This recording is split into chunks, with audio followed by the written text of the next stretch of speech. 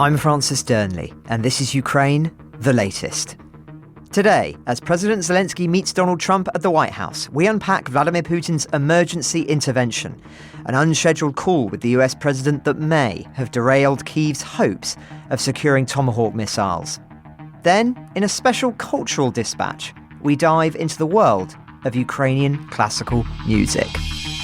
Bravery takes you through the most unimaginable hardships to finally reward you with victory. Russia does not want peace. Erstens, wir verteidigen mit unserer Hilfe für die Ukraine auch unsere Freiheit und unsere europäischen Werte. If I'm president, I will have that war settled in one day, 24 hours. We are with you, not just today or tomorrow, but for 100 years. Nous ne pouvons pas, comme Européens, laisser gagner la Russie en Ukraine. Nobody's going to break us. We're strong. We're Ukrainians. It's Friday, the 17th of October, 3 years and 237 days since the full-scale invasion began, and today I'm joined by the music director and principal conductor of the Odesa Philharmonic Orchestra, Hobart Earle. But first, the major military and political updates. Today was meant to mark a turning point. President Zelensky and Trump meeting in the White House to chart new ways for America to back Ukraine. The hope in Kyiv was bold, not just intelligence support for long-range strikes on Russian energy targets, but permission to buy Tomahawk missiles. Moscow clearly saw the danger. So, in a shrewd act of damage control, yesterday afternoon, after our broadcast, it engineered an unscheduled Trump-Putin call, timed perfectly for Zelensky's arrival on US soil. Afterwards, Trump posted this, revealing everything about the Kremlin's mastery when it comes to exploiting the foibles of the American president. I've just concluded my telephone conversation with President Vladimir Putin of Russia, and it was a very productive one.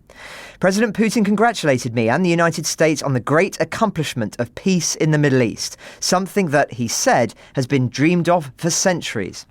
I actually believe that the success in the Middle East will help in our negotiation in attaining an end to the war with Russia-Ukraine. President Putin thanked the First Lady Melania for her involvement with children. He was very appreciative and said that this will continue. We also spent a great deal of time talking about trade between Russia and the United States when the war with Ukraine is over. At the conclusion of the call, we agreed that there will be a meeting of our high-level advisers next week. The United States' initial meetings will be led by Secretary of State Marco Rubio, together with various other people to be designated. A meeting location is to be determined. President Putin and I will then meet in an agreed-upon location, Budapest, Hungary, to see if we can bring this inglorious war between Russia and Ukraine to an end. President Zelensky and I will be meeting tomorrow in the Oval Office, where we will discuss my conversation with President Putin and much more. I believe great progress was made with today's telephone conversation. Now, the Russian readout of the call confirmed it happened at Putin's initiation, and that he started by explaining how Russia is winning on all parts of the front line, then the possible Tomahawk supplies and how that wouldn't change the situation on the battlefield, but would damage US-Russia relations. Afterwards, in a press conference, Trump was suddenly no longer as bellicose as in his previous rhetoric in relation to Tomahawks. He joked, "I told Putin, would you mind if I gave a few thousand of those missiles to your opposition?" He didn't like that idea. He then added, "We need Tomahawks for the US too. We can't deplete our own stockpiles. They're very powerful, very precise and very good. So I'm not sure what we can do about it. I'm not against new sanctions on Russia, but maybe now isn't the best time to impose them." This will, suffice to say, come as a body blow to Kyiv. Just as Trump seemed to be going further in his support, Putin tempts him back with the promise of an in-person meeting, kicking the can down the road and potentially delaying the deals Kyiv was working on in Washington to maintain weapons purchases and other provisions. The choice of Hungary as the venue will also be immensely frustrating to the Europeans. As our Europe editor James Crisp writes in The Telegraph today, Viktor Orbán, the Hungarian Prime Minister, must feel like the cat who got the cream. He's repeatedly broken ranks with all of his allies in NATO and the EU, where summits on Ukraine now routinely end with conclusions agreed by all except Hungary in a breach of convention. Relations with Zelensky are at sub-zero. Orban has vowed to block Ukraine's accession to the EU and accuses Kyiv of persecuting the Hungarian ethnic minority. He repeatedly demands immediate negotiations in a war it says Kyiv can never win. It helps that Hungary announced it was withdrawing from the International Criminal Court this year, meaning Putin cannot be arrested when he enters the country. Now, I'll link to that piece in the show notes. I just add on top of James's analysis that the further cementing of Hungary as a so-called neutral country between East and West, as is being portrayed here, is in and of itself immeasurably helpful to Moscow, who may even have suggested it. But it's possible it was Trump's preferred option. Orban faces a tough re-election campaign in April, and the pair are firm political allies. At the Gaza summit in Egypt this week, he sought out Orban from the stage. "We love Victor," he said. "You are fantastic, all right. I know a lot of people don't agree with me, but I'm the only one that matters," Trump said, saying it in front of the European leaders. And that's before one even considers the sting of the agreed venue being the location of the signing of the infamous Budapest Memorandum. As one commentator put it, Putin couldn't be rubbing our nose in it anymore if he tried. What Trump believes this summit can achieve without more pressure being exerted on Moscow is anyone's guess. Even his Vice President J.D. Vance yesterday said that neither Ukraine nor Russia are ready for a peace deal. "I think there is a fundamental mismatch of expectations," he said. Now, one of the reasons for that on the Kremlin side is revealed by an interesting long read in the Financial Times, painting a picture of what happened at the Alaska summit Dom attended a few weeks ago. The most interesting snippet is at the end, where it says, Putin's military and security services provide him with regular updates extolling the Russian tactical successes, claiming Ukraine is suffering higher casualty numbers and stressing Russia's resource advantage, according to two people familiar with the matter. He thinks he can still win, a senior Western intelligence official said. Now, it also underscores, that article, how the Russians rejected the US offer of sanctions relief for a ceasefire, insisting the war would only end if Ukraine capitulated and ceded more territory in the Donbass. But this bit is new.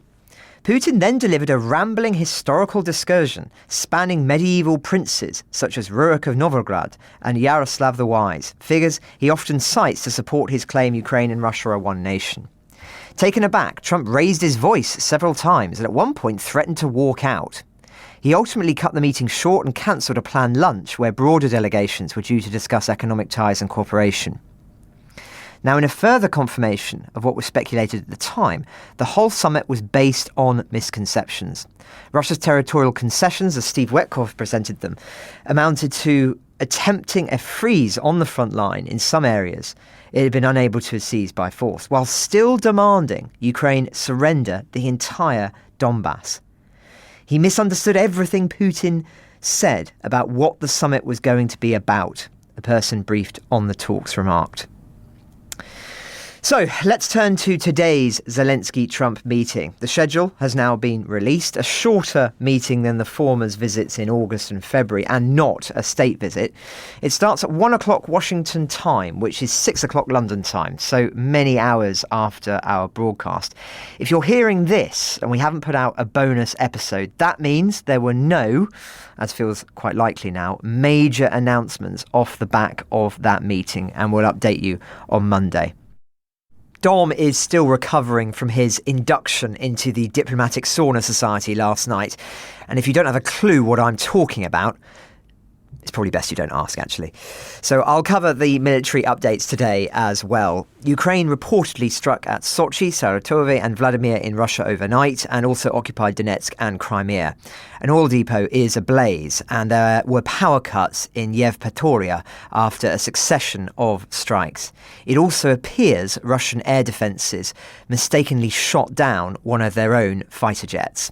Now, in Ukraine, Kryvyi Rih, Zelensky's hometown, appears to have been targeted after that phone call between Trump and Putin. Zelensky in Washington posted a swarm of drones had hit civilian infrastructure there. Nothing has changed for Russia, he added. Now, I'll turn to the front lines in just a moment, but for me, perhaps the most significant military story, which isn't being widely reported, is that North Korean soldiers are allegedly now helping Moscow direct attacks into Ukraine, according to Ukraine's general staff. As the Kyiv Independent reports, footage released by Kyiv shows Pyongyang troops in Kursk, Russia, guiding strikes into Sumy Oblast in what is called the first publicly released evidence of their use to attack Ukraine. That matters because until now, those thousands of North Koreans have allegedly been restricted in their military activities to Russia alone. That would suggest a line has been crossed, one which may have been imposed through back channels by Western powers. Now, on the ground, further to the updates yesterday, Russian mill bloggers claim that their forces have seized Oleksivka, north of Sumy city, though Ukrainian forces are allegedly counterattacking. As the ISW report, a Ukrainian brigade operating there says it destroyed sabotage and reconnaissance groups of the Russian Spetsnaz. In Kharkiv Oblast, Russians attacked northeast of Kharkiv city near Vovchansk again, and in nearby Kupiansk, the UK Ministry of Defence reports the Russian forces have seized most of the high-rise buildings there, and Ukrainian troops are working to clear them. Russian forces are allegedly seizing on the rainy and foggy weather to increase the intensity of their attacks when Ukrainian aerial reconnaissance is less effective. Now, in the vital sector in Pokrovsk, Donetsk, the Ukrainian General Staff are claiming Russian forces have suffered 8,402 killed in action and 5,419 wounded in action, and have captured 124 Russian prisoners of war since August 21st. With around 182.8 square kilometres of the area liberated, they claim, and 1,289 pieces of weapons and military equipment lost for the Russians, including 32 tanks, 101 armoured personnel carriers, 154 artillery systems, and 435 vehicles. Now, obviously, we have no way of verifying those numbers, but even if they are close to that, it speaks to just how violent and horrific that single small part of the front line is. And imagine extrapolating that out. Anyway, be sure to stay with the Telegraph's coverage today and over the weekend. Events are, of course, very fast moving, and we're bound to get some more clarity as to the direction of travel over the coming hours. And now, something a bit different to end the week. Music is one of the many stages on which the struggle for Ukraine's cultural identity plays out. While in Odesa, I sat down with Hobart Earle, music director and principal conductor of the Odesa Philharmonic Orchestra. Born in Venezuela and of American descent, he speaks 7 languages and was named a People's Artist of Ukraine in recognition of his efforts, most notably his use of music to galvanise international support and to sustain morale at home after the invasion. Among many other subjects, we discuss how Ukrainian attitudes towards their musical heritage have changed over the years. Then we look at how Moscow deployed culture to lay the groundwork for the annexation of Crimea and the full-scale invasion, and how he feels at the fact that Russian music is no longer performed. This is our conversation.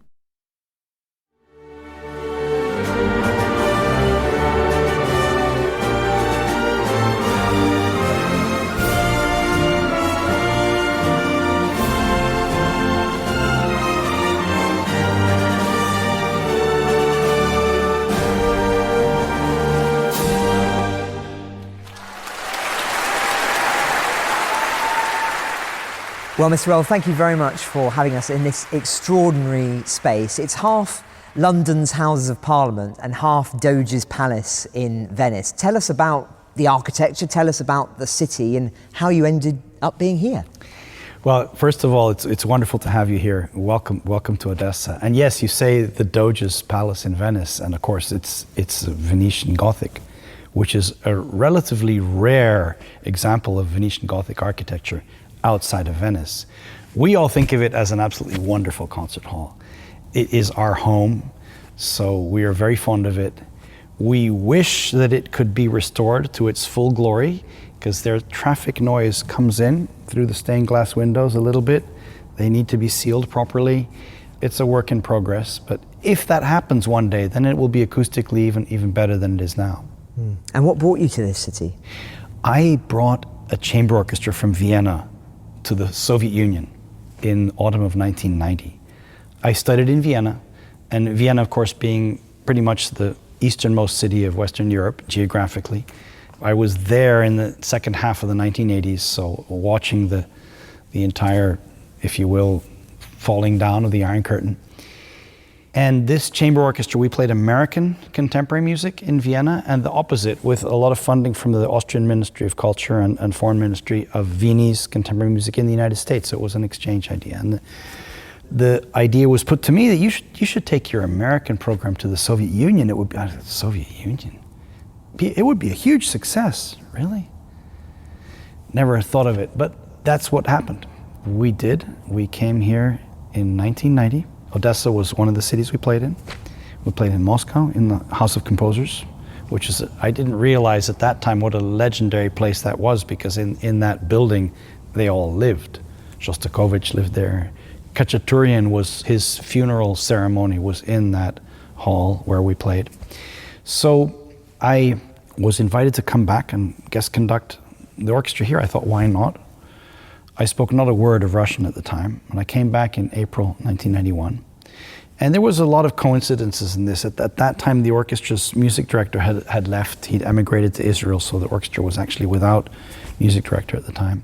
It could have just been 1 week and one lovely week, but the language barrier was so intense. All of my Western European languages were of no use to me at the time here, because no one spoke any of them. But there was one really amazing coincidence, and this gentleman in the orchestra was sitting just literally about here.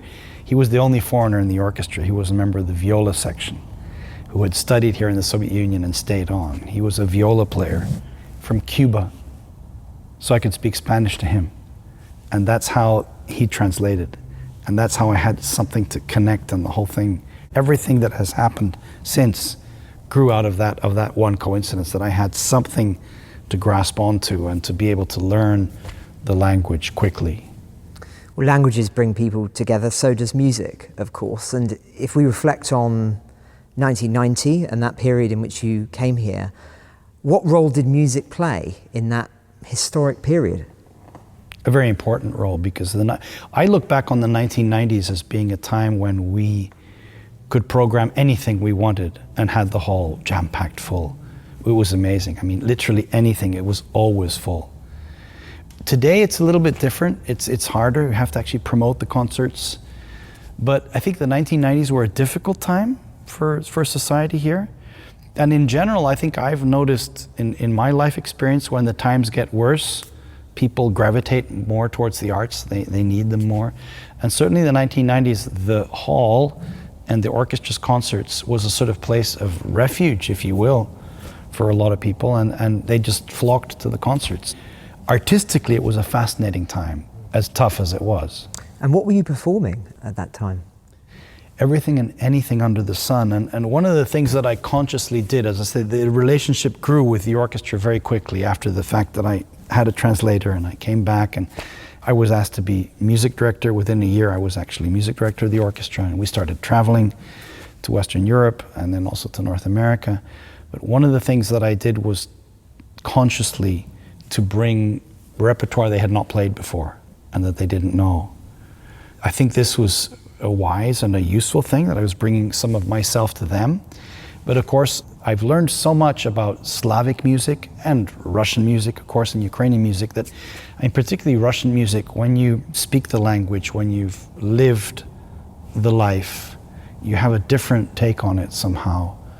I think languages and being immersed in the culture of different nations helps one to somehow be able to breathe the music of those nations. But I felt that it was not the thing for me to do was conduct a whole ton of the local repertoire. So I consciously did the opposite. And for example, actually speaking of British music, we played Elgar's Enigma Variations on our first North America tour in 1993. And as shocking as this might sound, but let's put it into historical context. 1993, the Soviet Union had only just opened up. The internet didn't exist. People's knowledge of music was intense and deep, but the orchestra had not only never played the Enigma Variations, they didn't know it existed. Of course, they knew the violin concerto, they knew the cello concerto, but that's about it. They didn't know of the Enigma Variations. And I'm sure that that would have been the case for a lot of Soviet orchestras, tragically. They loved the piece.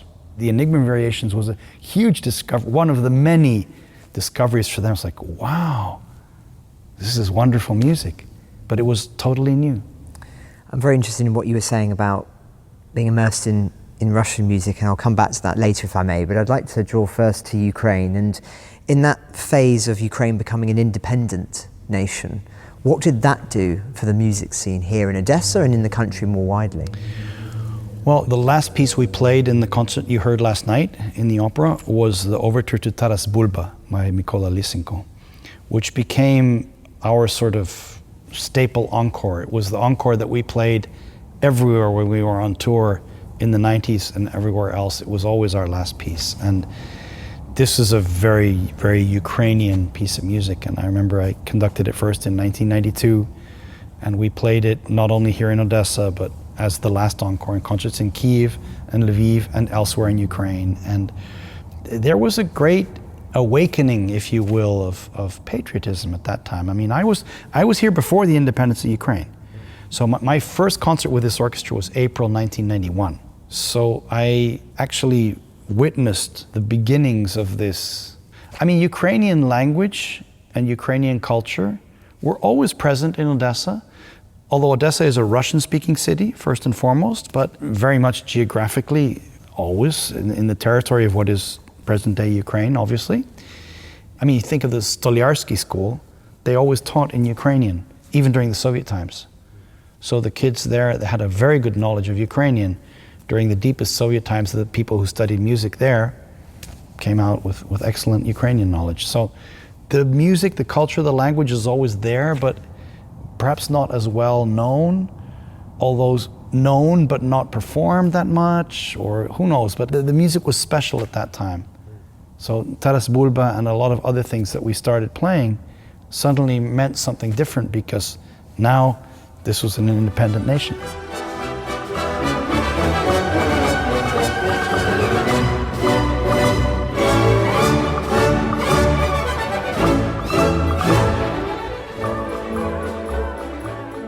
Well, let's move forward in time to the period around 2014 and the annexation of Crimea.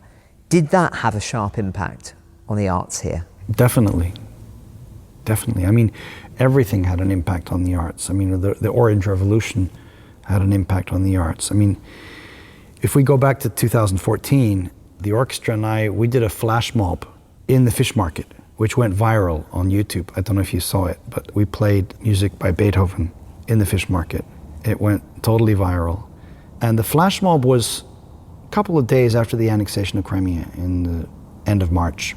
I think it was a seminal event for a lot of people in Odessa because it was radical. It was like, what, Beethoven in the fish market? But it wasn't supposed to be a political message. It was supposed to be a civic message. It was against aggression. It was, Freude, schöne Götterfunken, and bringing people together. Seid umschlungen Millionen, obнимаетесь миллионы, which is a text that everyone knows here. Everyone here knows the translation of those words into Russian or Ukrainian. So this idea was for humanity to be together as brothers. So, but of course it quickly became political. Even though it wasn't political, it became political because it was seen as being a pro-European event.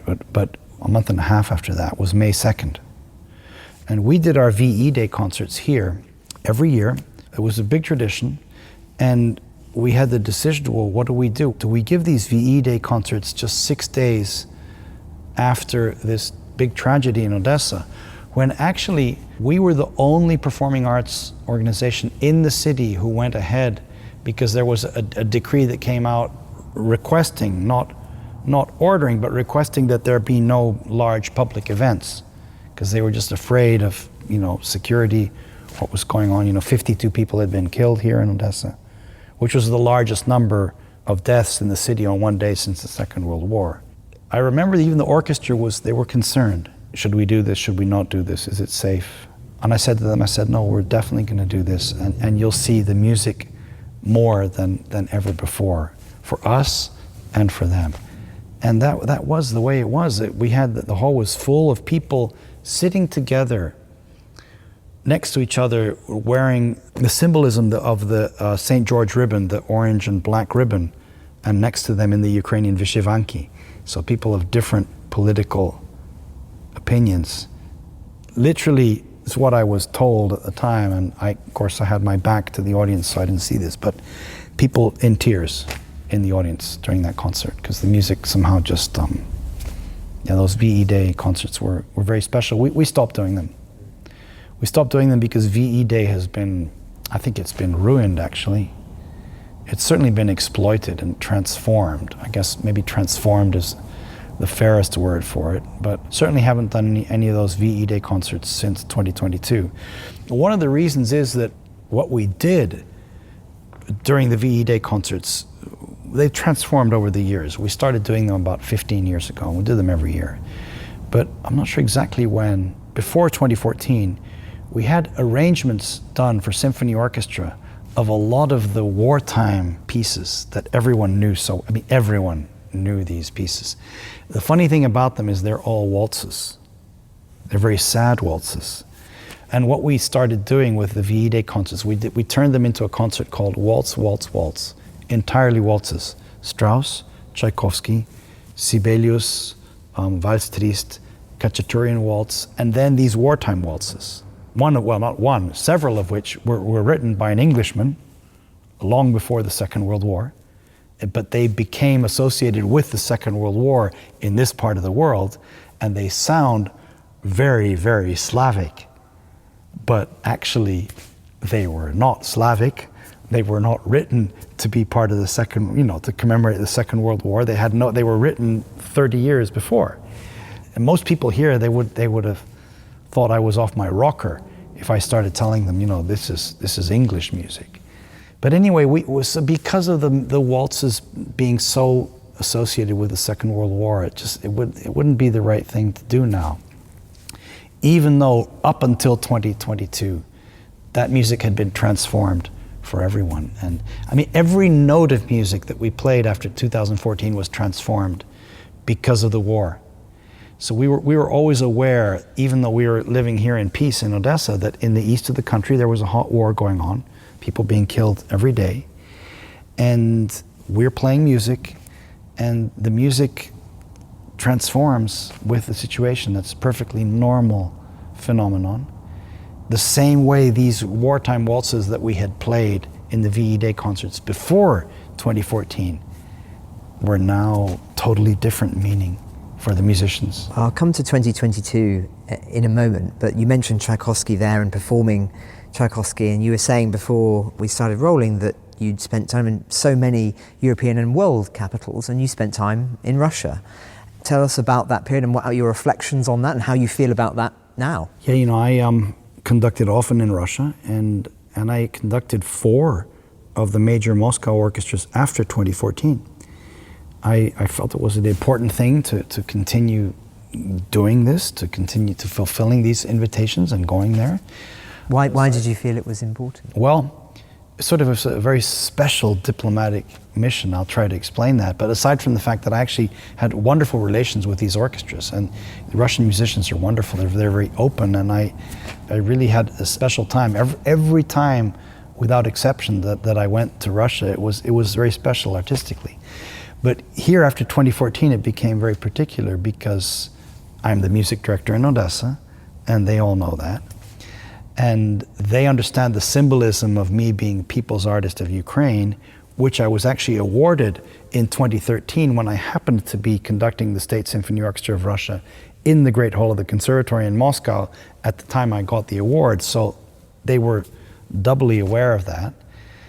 I'm a fluent Russian speaker, so I rehearse in Russian. One of many languages, I should say. Well, you're extraordinary polyglot. It's my geographical history, I suppose. I was born and raised in Venezuela, so I grew up English at home and Spanish on the street. And, when you have 2 languages as a kid, it helps. But I'm a fluent Russian speaker, and last but not least, I'm an American. And of course, the first they were, Maestro, but how is everything in Odesa? A lot of them having been here before. 2 of the orchestras out of the 4 that I conducted, the entire orchestras had been in Odesa in the last 5 years before 2014. But how is Odesa? Odesa is fine. Come visit us. But they were already being fed this constant stream of propaganda and information, and they couldn't imagine that life here was absolutely normal. because they were being told the opposite. So from that point of view, I think it was an important diplomatic mission, if you will. And I remember I was not only in Moscow, I was in other cities as well after 2014. I stopped going after around 2018. But I was in Rostov, and they asked me to do a radio interview. I said, sure, absolutely. But let's just not get into politics. Oh, no, of course not. But then they asked me, they said, well, Maestro, you've lived in Ukraine for so many years, and what's your relationship and how do you feel about Ukraine? So I gave them the long answer, and at the end they said, в общем-то, я патриот Украины. I'm a patriot of Ukraine. But of course I said that live on the Russian radio, and I got a recording afterwards of that interview. That part of it had been cut out.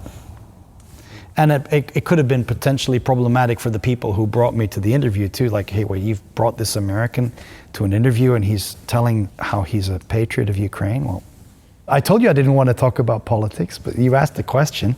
It's interesting that in 2018, that the seeds of what we saw in 2022 were well laid at that point. They were well laid. We only understand this now.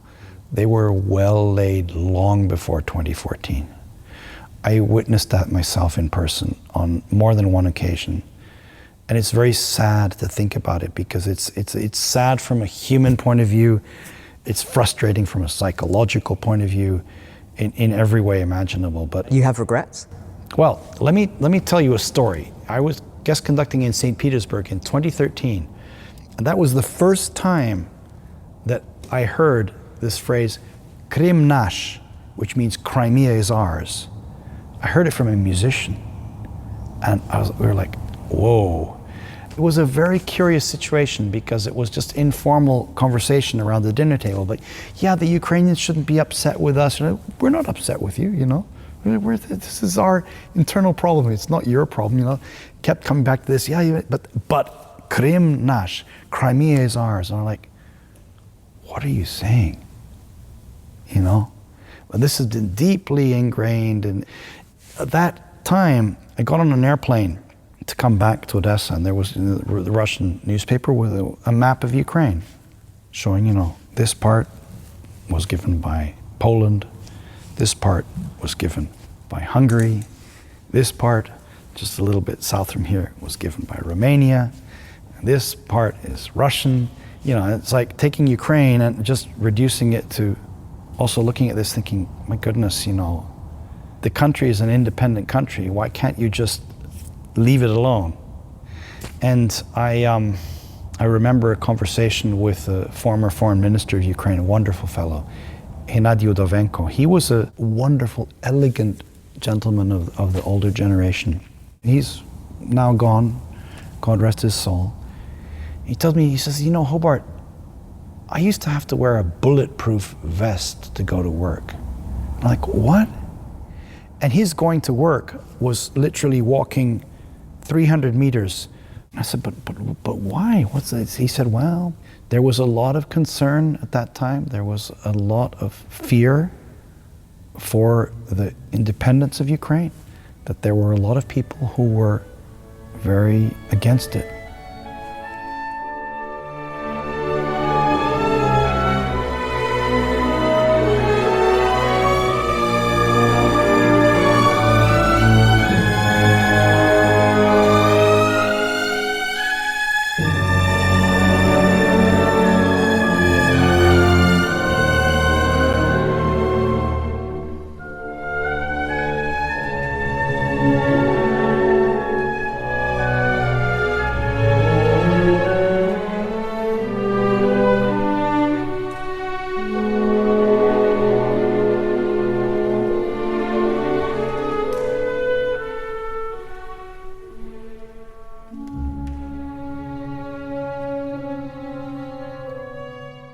Well, that brings us to the full-scale invasion in 2022.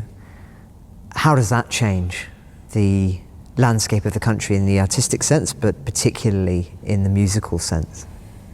I mean, you mentioned before performing Russian composers.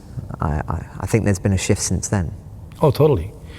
Well, I conducted a performance of Shostakovich's Fifth Symphony in Poland a couple of weeks before the invasion, in early February 2022, as a guest conductor. We had already gotten used to this situation of being in a country that was basically at war, even though the war was in the east. We were watching, my wife and I, the Poles were all really, really worried. Something's going to happen. It's going to happen, and that's the way we were in 2014. We couldn't figure out, what was going on. Everyone here at that time was just completely, can't find the right words, but kind of anxious and stressed. And that's the way the Poles were. We realized, wow, we've gotten used to it. But this music fit absolutely perfectly. I mean, there was nothing better at that time, right before the invasion. Shostakovich's Fifth Symphony, perfect fit for this situation. But obviously, when the invasion happened, from that day on, there has not been a note of Russian music performed, not just by my orchestra, but by anyone here. And you got to understand, this is very raw for people. People are very, the country's been invaded. People are dying every day. People don't want to hear Russian music now. Even if they speak Russian, which a lot of people still do here, although there's more and more Ukrainian being spoken. But performing Russian music, that's a different thing, and it's a natural situation for a wartime. As I mentioned to you before, the Berlin Philharmonic played a performance of Tchaikovsky's Fourth Symphony in the end of May 1945 with great pleasure, because it was forbidden to play Russian music during the Second World War, for obvious reasons. And so there are lots of historical examples for this. Wagner's music in the Soviet Union it might not have been forbidden, but it was very, very rarely performed. Would you want to see, at the end of this war, a performance of a Russian composer as part of that process of recovery? It's going to take time. It's going to take time. There have been so many. This war has already been going on since 2014. I don't know when and how it's going to end, but there's going to be a long period of recovery. There's no question but that music is the language to cross borders and to unite people and to bring people closer. There's no question. But that's a tough one, because it's like Wagner in Israel, if you know what I mean. It's going to take time for people there are a lot of people in our audience who just will not want to hear the music. There are others who will. On a personal level, though, you're somebody who clearly appreciates the beauty of music and composers regardless of their nationality to a degree, and there's always this idea of the emancipatory power of great art that transcends culture. So on an individual level, do you mourn that loss of not being able to perform these composers? I think I can speak not only for myself, but probably for more than one person in the orchestra, is that we do miss this music in a way, but at the same time, we understand why we're not playing it now. I don't know how better to put it.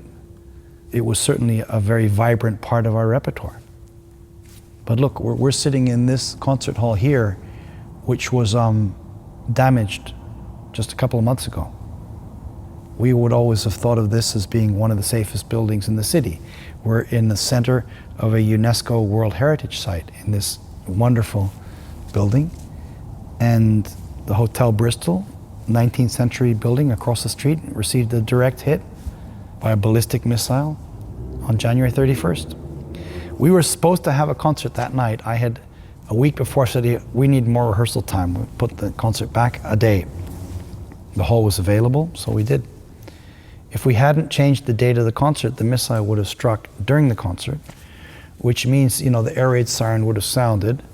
We would have stopped, because we always do that in concerts. In rehearsals, everyone gets the phone right away. There's air raid siren. Okay, what's going on? I'd say 60% of the time we can continue playing without any problem. But no, if it's ballistic missile, so we stop, we go down, we wait, we see what's happening. We leave the stage in rehearsals. In concert, we stop. Automatically, there's audience, there's everything. It's sort of like a government regulation, and it's good common sense. So the audience and the orchestra, a lot of them would have been downstairs and probably out on the street. They would have been right in the wave of that explosion, which damaged these windows here and damaged the doors. In fact, it blew those huge 125-year-old doors, the main door to the hall out there. Those doors survived everything for 125 years. The Second World War, the Soviet Revolution, you name it. But the force of that wave was obviously so powerful as to just knock them off their hinges. And so, it's a very tough subject, very tough subject. Culture is very, very, very important to this city, and something you were saying yesterday at the concert that struck me was that it's very rare for cities to have both an amazing Philharmonic hall as well as an opera house. Usually it's one or the other. This city has both. Correct. Do you think, as a consequence of that, and because of the importance of those locations, that you are a target, in a sense? I don't know. I have absolutely no idea. Because we have seen theatres destroyed in this war. We have seen artistic venues deliberately targeted. I mean, they would have to be totally crazy to target Philharmonic Hall or target the opera in Odesa. I mean, it's like that they're targeting their own heritage, because these buildings were built during the Russian Empire. Historically, that was the time when they were built, and this is the center of Odesa. Do you think they still see it as their heritage? That's what their narrative is about the whole thing, is that all of this is their heritage. As I say, it's like a lack of willingness to accept that Ukraine was an independent country with freedom of speech and freedom of the press and free elections and a vibrant civil society. I think that's where the problem lies. We've been speaking to some people in the city who've been saying that if you look historically, Odesa has a unique past and a unique connection. I think you've articulated that very well over the course of the interview with Russia and with Ukraine. And some people saw certain figures here that have been, as we would use the modern lingo, cancelled now. Is that something that you're in favour of as an artist? No, actually, no. And I was asked to sign, and I signed a petition to the UN for all of this, that this should be sort of stopped and done later, and done in calm, in a more, sort of methodical way. It's life. Life is like that. I think it's physics. You have a reaction, goes back and forth, the boomerang. So this is, I suppose, a natural evolution. I don't know how natural it is, though, because again, this is the history of the city. But we've seen a lot of that in the United States recently with Civil War monuments and other things.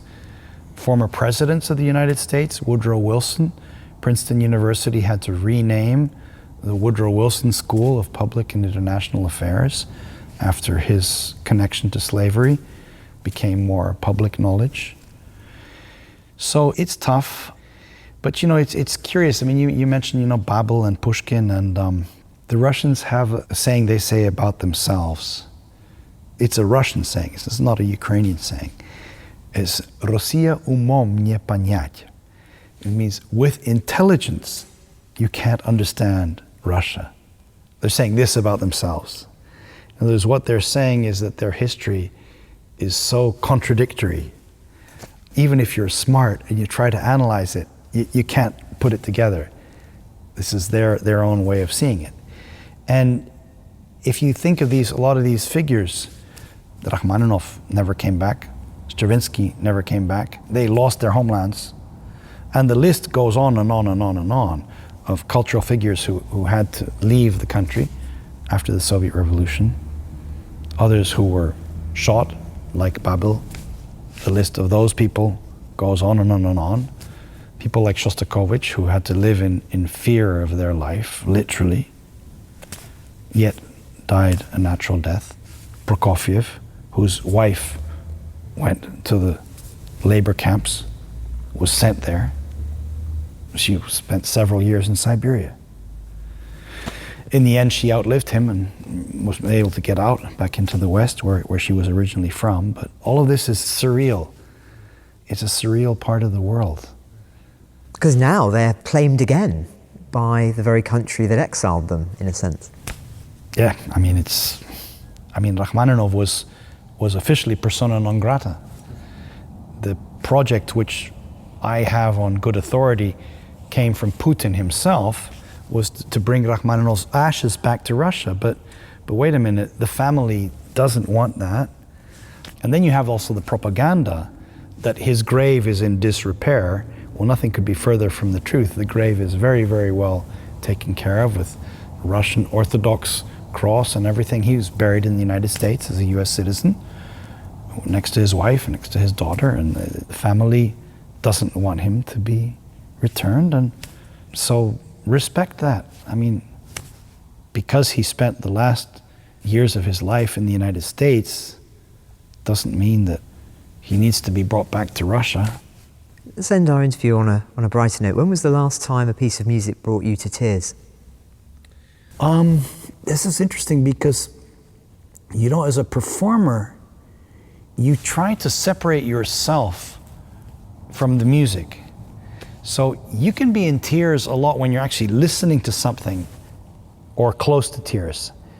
But when you're actually performing, theoretically you shouldn't. You're working. You're into it, and you're in the music, as opposed to you and your. But there was one occasion when I kind of lost it, and that was at the very end. A very curious situation right here on this stage. Both of my parents passed away when I was conducting Shostakovich's 8th Symphony, within 6 months of each other, after long and rich lives. God rest their souls. They had a long and full life. My dad died one day before I conducted Shostakovich's 8th. And then 6 months later, my mother, I didn't know it at the time, but I was most likely aware that this was her last day. And it turns out she had died just before the concert. So Shostakovich's 8th is a wartime piece, 1943.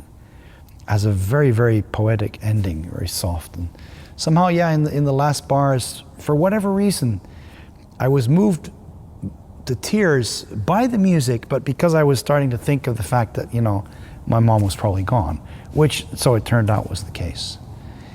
But I was still able to perform that piece on tour in the Musikverein in Vienna 10 days later, when I was not in tears, although very much remembering my mother. So this whole issue of the way music affects you is very subjective, and it's very in the moment.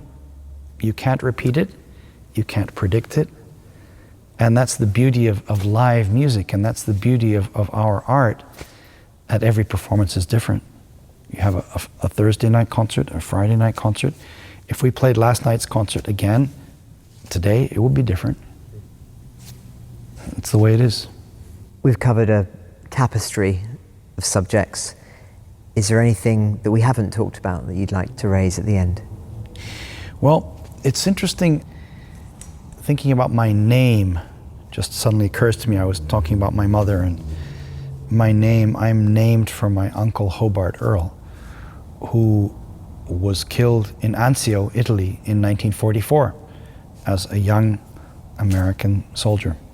And I've done interviews in Italian when I have told the people, il mio zio è morto nella liberazione d'Italia, during the liberation of Italy, that's the way the terminology is. And it means a lot for them. They're very aware that the Americans, and of course the British, played a big role in the liberation of Italy in 1944. But when I first dropped the bombshell here, who I was named after, that was a bombshell, a total bombshell. And it was actually in a VE Day concert in 1995. 50 years after the end of the war. We had an outdoor concert by City Hall with Elgar for the British, some Sousa marches for the Americans, some Bizet for the French, and of course some Shostakovich for the Soviets. And that was when I told the audience there that, you know, I'm named for my uncle who was killed in the Second World War, an American soldier. And this was like, wow, because they were brought up to believe that we played a minor role in the war and we didn't have much suffering, just the same that we did not know the extent of their history and their suffering and their sacrifice. And when we say their sacrifice, and this is really important because the current president of the Russian Federation tends to turn this on its head. But Ukraine was totally occupied during the Second World War. And Ukraine made a huge sacrifice. And Ukraine played a huge role in the Soviet victory in the Second World War. But is that mentioned nowadays? You know, times change, I guess. That's all you can say. I don't know. Times really do change, because the situation that we're in today would have been absolutely unthinkable for so many people in the early 1990s. And unthinkable, it's still unthinkable for a lot of people today, because these are neighbors who have a lot in common, and we have this terrible war, which didn't come out of nowhere, but still, it's shocking. And for me, you know, this whole issue of the Second World War and remembering my uncle and understanding that, you know, I'm carrying his name on now during wartime in an entirely different situation. I mean, he was buried in the United States. That's a whole other story. We finally found his grave. But a lot of the people who gave their lives, Ukrainians, including family members of mine, you know, my wife is Ukrainian, her grandfather, we could not find where he was buried. He died somewhere in Belarus, we know that. But a lot of people were just buried in unmarked graves. That's going on today, right now. How many Russian servicemen will never be found and never be repatriated to be buried at home? Unfortunately, a lot. Far more than Ukrainians. Ukraine has been very good about getting the wounded out, getting the dead out, and bringing them back and giving them proper burial. But what do you do? I guess it's, you know, human nature is a complicated thing.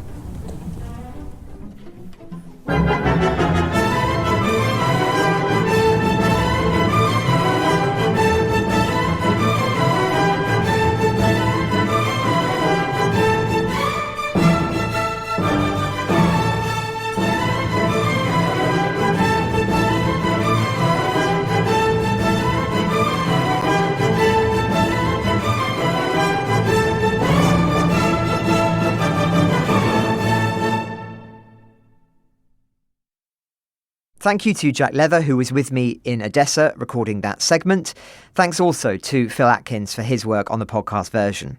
The musical pieces you heard were all conducted by Hobart and were excerpts from the Ukrainian national anthem, the Zaporizhian March, Miroslav Sikorsky's Childhood, and Mykola Lysenko's Elegy.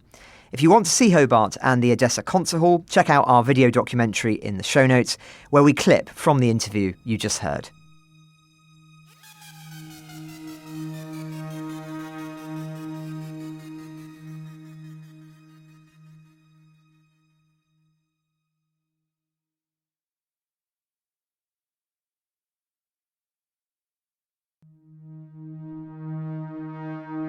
A couple of quick final thoughts to end the week. Last call. If you wish to join us for our live recording of the podcast and Q&A in London next Wednesday, the final few tickets are at the link in the show notes. It promises to bring together lots of interesting people. And just something a little bit lighter, thanks to everybody who sent in creatures who've played a role in the cause of human freedom after my Animals in War segment on Monday's episode. Dozens of you have written in, and I've posted a short thread on X listing my current winners. I'll link to that in the show notes. Most importantly, it does have photos of the animals. It includes Patron, the Jack Russell who sniffed out hundreds of unexploded bombs in Ukraine, Sheba, the fundraising cat who wears a little uniform and raised $80,000 for her unit, and also from outside Ukraine, Magawa, the landmine detection rat in Cambodia. You knew rats could do that. It's worth checking out the picture of him wearing his miniature medal. Bless him. There are loads more as well, including dolphins that have been sent in. Please do keep them coming. And thanks too if you've replied to my appeal for animal volunteering opportunities in central London. I have been inundated with suggestions. More on that soon. Thank you all so much. Ukraine the Latest is an original podcast from The Telegraph, created by David Knowles. To support our work and stay on top of all of our Ukraine news, analysis and dispatches from the ground, please subscribe to The Telegraph. You can get 1 month free, then 2 months for just £1 at www.telegraph.co.uk/Ukraine the Latest. Deploying cutting-edge technology, we also release Ukrainian and Russian versions of this podcast.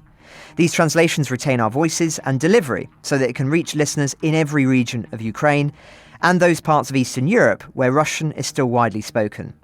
Links to those can be found in the podcast description to this episode. You can also now sign up to the new Ukraine the Latest weekly newsletter. Each week, Dom Nichols and I answer your questions, provide recommended reading, and give exclusive analysis and behind-the-scenes insights, plus maps of the front lines and diagrams of weapons to complement our daily reporting. It's free for everyone, including non-subscribers. You can find the link to sign up in the descriptions for this episode.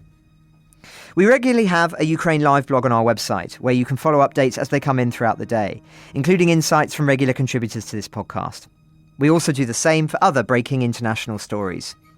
If you appreciate our work, please consider following Ukraine the Latest on your preferred podcast app and leave us a review, as it really helps others find the show. Please also share it with those who may not be aware we exist. You can listen to this conversation live at 1 p.m. London time each weekday on X Spaces. Follow The Telegraph so that you don't miss it. You can also get in touch directly to ask questions or give comments by emailing ukrainepod@telegraph.co.uk. We continue to read every message. You can also contact us directly on X. You'll find our handles in the description for this episode. As ever, we're especially interested to hear where you're listening from around the world. Ukraine the Latest was today produced by Rachel Porter. Executive producers are Francis Dearnley, Louisa Wells, and David Knowles. My name is David Knowles. Thank you all for listening. Goodbye.